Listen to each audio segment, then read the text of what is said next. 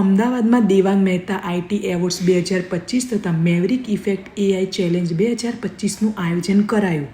આ પ્રતિષ્ઠિત કાર્યક્રમમાં સ્વ દેવાંગ મહેતાના વારસાને માન આપવા માટે આયોજિત કરવામાં આવે છે, જે એક દૂરદર્શી લીડર હતા. અમદાવાદમાં ઓડિટોરિયમ ખાતે દેવાંગ મહેતા ફાઉન્ડેશન ટ્રસ્ટ દ્વારા national association of software and servicing companies અને ગુજરાત ટેકનોલોજી યુનિવર્સિટીના સંયુક્ત પ્રયાસોથી આ એવોર્ડ્સનું આયોજન કરવામાં આવ્યું હતું. આ કાર્યક્રમમાં મુખ્ય અતિથિ તરીકે ડૉક્ટર આનંદ દેશપાંડે, ડૉક્ટર રાજુલ ગજ્જર, શ્રી મિતુલ પટેલ ઉપસ્થિત રહ્યા હતા. જીટીયુ અને નોન જીટીયુ આઈટી એન્જિનિયર કોલેજના આશરે 1000 ટોપર્સનું સ્ટેજ પર સન્માન કરવામાં આવ્યું હતું. I'll give a very generic answer here that artificial intelligence and બીજી બધી all other advanced technologies, biotech, blockchain, robotics, all these technologies together has potential to solve India's almost every problem. Artificial intelligence is a God-given gift to India, this particular technology. It is going to impact or improve the productivity of every Indian, including the media. Okay? Everyone will have to learn and improve their productivity, lifestyle. બધું ખૂબ જ ફરક પડશે. So how do we inculcate that AI philosophy in every young person's mind? When they grow up, they start solving our problems. So the AI challenge objective is to encourage the students to learn more and deeper about AI and come up with the projects, what we call AI first projects. Not existing project કે ના ઉપર તમે AI બેસાડો, but first think AI to solve the problem and then you add other pieces.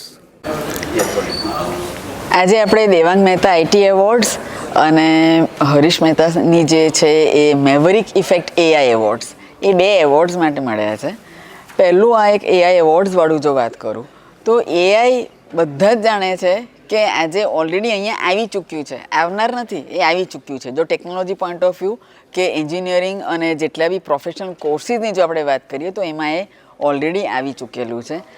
Any awareness લાવવા માટે આપણે કરિક્યુલમમાં, કોર્સીસમાં બધા ફેકલ્ટીને બી train કરી દઈએ, પણ જ્યાં સુધી સ્ટુડન્ટ્સ પોતે એને જે ક્વેશ્ચન્સ પૂછવાના છે, કેટલું એ જરૂરી છે, એની જાગૃતિ નહીં થાય ત્યાં સુધી એટલું જલ્દી ટેક ઓફ ના થાય. એટલા માટે સ્ટુડન્ટ્સને એક આખો ફ્રી પાથવે આપણે આપ્યો કે ભાઈ તમે તમારા પ્રોજેક્ટ્સ, રિયલ લાઈફ પ્રોબ્લેમ્સ તમારે સિલેક્ટ કરી અને એમાં એના એઆઈ ચેલેન્જ તરીકે આપણે ફ્લોટ કરી અને એમાં જે બેસ્ટ જે પ્રોજેક્ટ્સ હતા એને આપણે એવોર્ડ્સ આપીએ છીએ. આ એવોર્ડ્સનો હેતુ એક જ છે કે માસ લેવલ પર આ કોમ્પિટિશનમાં છોકરાઓ વિચારતા થાય.